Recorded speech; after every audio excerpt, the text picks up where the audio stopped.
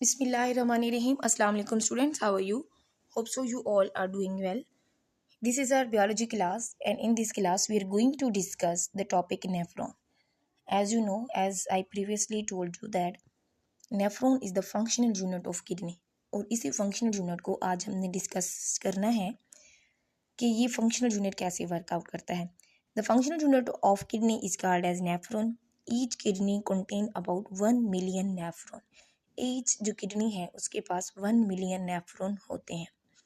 Each nephron has two parts, the glomerulus and the renal tubules. कि हर जो kidney हो nephron है उसके पास कितने पार्ट्स होते हैं जी. ग्लोमेरुलस होता है और रीनल ट्यूब्यूल्स होती हैं. यहाँ पे हम थोड़ा सा देख लेते हैं कि जो नेफ्रॉन्स की टाइप्स होती हैं वो कौन कौन सी होती हैं. एक कॉर्टिकल नेफ्रॉन्स होते हैं, दूसरा होते हैं जक्स्ट्रा मेडुलरी नेफ्रॉन्स. इसको हम नेक्स्ट में जाके डिस्कस करते हैं. फिर हम देखते हैं कि एक जो नेफ्रॉन है उसके पार्ट्स कौन कौन से होते हैं. एक तो होता है जी उसका पार्ट ग्लोमेरुलस, फिर होता है बाउमन कैप्सूल, फिर PCT proximal convoluted tubules, loop of Henle and distilled convoluted tubules and collecting ducts. तो हम जो है इनके पार्ट्स को वो थोड़ा थोड़ा पढ़ लेते हैं, डिस्कस कर लेते हैं, ताकि हमें इन चीज़ों का पता हो, बेसिकली आपको पता हो कि ये पार्ट्स क्या हैं और इनका फंक्शन क्या है. तो पहले हम देखते हैं कि जी ईच नेफ्रॉन और द फॉलोइंग पार्ट्स जो कि आप अपनी स्क्रीन पे देख रहे हैं. पहला हमारे पास बाउमन कैप्सूल आता है. अब बाउमन कैप्सूल क्या है. In each nephron inner end forms a cup shape swelling called as Bowman capsule.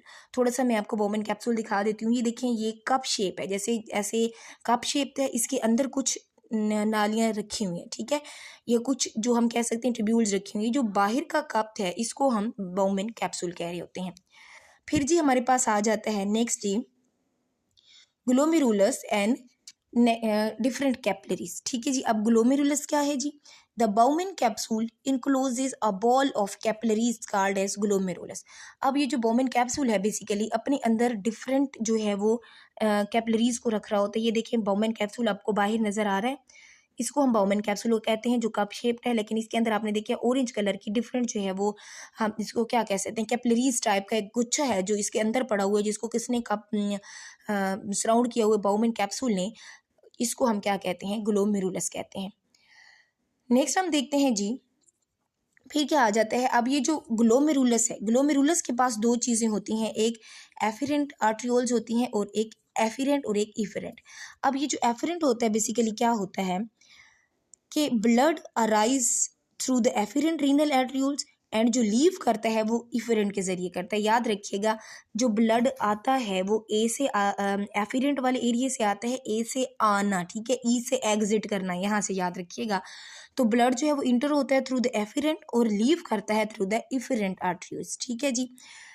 Next हम देखते हैं जो हमारे पास नेक्स्ट टाइप आ जाती है वो आती है जी कन्वोल्यूटेड ट्यूब्यूल्स और लूप ऑफ हैनले. इन दोनों को हम इकट्ठा स्टडी करते हैं कि जो बाउमन कैप्सूल होता है इसके पास जो है ना डिफरेंट प्रॉक्सिमल ट्यूब्यूल्स होती हैं जिन्हें हम पीसीटी भी कह सकते हैं, और लूप ऑफ हैनले ये डिस्टिल्ड कन्वोल्यूटेड ट्यूब्यूल्स होती हैं विच एम्प्टाइज इनटू द कलेक्टिंग ट्यूब्यूल्स. ये अपने आप को जो है वो जाके एंड अप करती हैं, खाली करती हैं इनटू द कलेक्टिंग ट्यूब्यूल्स, और ये भी बेसिकली ग्लोमेरुलस के साथ ही हमारी जो है वो एसोसिएटेड होती हैं. नेक्स्ट हमारा जो पार्ट है जी वो है कलेक्टिंग ट्यूब्यूल्स. अब कलेक्टिंग ट्यूब्यूल्स क्या है.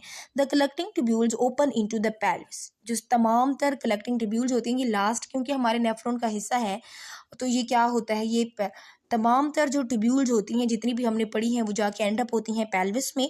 The filtrate from the glomerulus. तमाम तर फिल्ट्रेट जो ग्लोमेरुलस से पास होता हुआ कन्वोल्यूटेड प्रॉक्सिमल ट्यूब्यूल में, फिर लूप ऑफ हैनले में, फिर डिस्टेंट कन्वोल्यूटेड ट्यूब्यूल्स में, इन तमाम तर ट्यूब्यूल्स में से होता हुआ लास्ट पे कहाँ पर पहुंचेगा, लास्ट पे पहुंचेगा पेल्विस में पहुंचेगा, और यहाँ पर पहुंच कर क्या होगा, यूरिन की फॉर्मेशन होगी.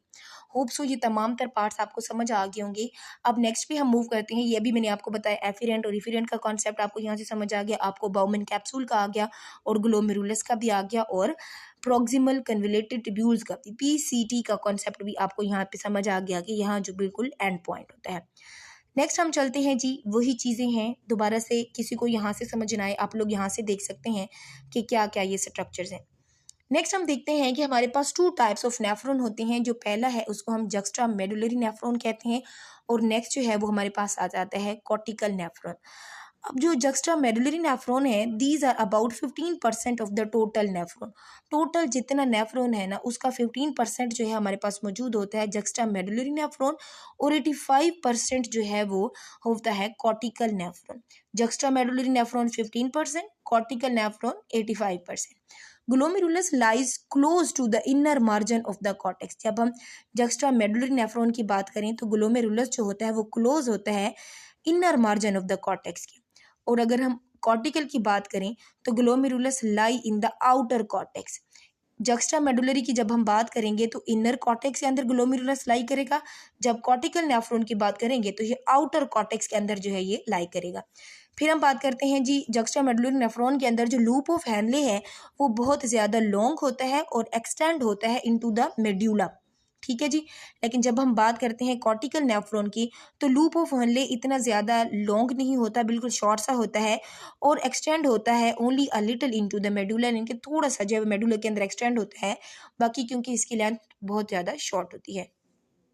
फिर जो जक्स्ट्रा मेडुलरी नेफ्रॉन्स होते हैं इनका साइज़ बहुत ज़्यादा होता है, और जो कॉर्टिकल नेफ्रॉन्स होते हैं इनका साइज़ जो है वो बहुत स्मॉल होता है।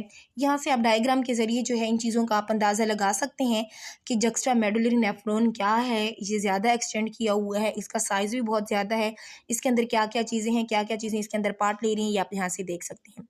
नेक्स्ट हम बात करते हैं वेजा रेक्टा की बात करते हैं, और ये भी स्ट्रक्चर किसका है, नेफ्रॉन का ही है। In juxtamedullary nephron additional capillaries जितनी भी होती हैं extend down to the form of loop of vessel, कि जितनी भी एडिशनल कैपिलरीज होती हैं वो मिलके एक वेसल बना रही होती हैं, लूप ऑफ वेसल बना रही होती हैं, जिसको हम वेजा रेक्टा कहते हैं। अब वेजा रेक्टा का काम क्या है? Vasa recta is involved in the production of concentrated urine. जो वेजा रेक्टा है वो बेसिकली इसका ज़्यादातर फंक्शन क्या होता है कि ये कंसनट्रेटेड यूरिन बनाता है, वाटर को ज़्यादा वेस्ट नहीं करता बेसिकली, ठीक हो गया।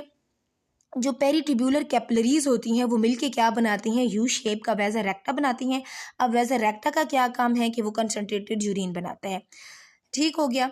और जो वेजा रेक्टा होते हैं वो हाइजिली या तो रिड्यूस्ड होता है, कम होता है, या फिर बिल्कुल ही एब्सेंट होता है कॉर्टिकल नेफ्रॉन्स के अंदर। अब वेजा रेक्टा का स्ट्रक्चर आप यहाँ से देख सकते हैं कि कौन सी मतलब कितना ये फैला हुआ है, वेजा रेक्टा है क्या, वेजा रेक्टा की फॉर्मेशन क्या है, ये आप स्ट्रक्चर इससे देख सकते हैं कि पेरी टिब्यूलर कैपिलरीज ही बेसिकली इसको बनाने का सबब बन रही हैं, और अगर ये बनाती हैं तो ये इतना थिक स्ट्रक्चर भी नहीं है, ये बिल्कुल शॉर्ट सा स्ट्रक्चर है।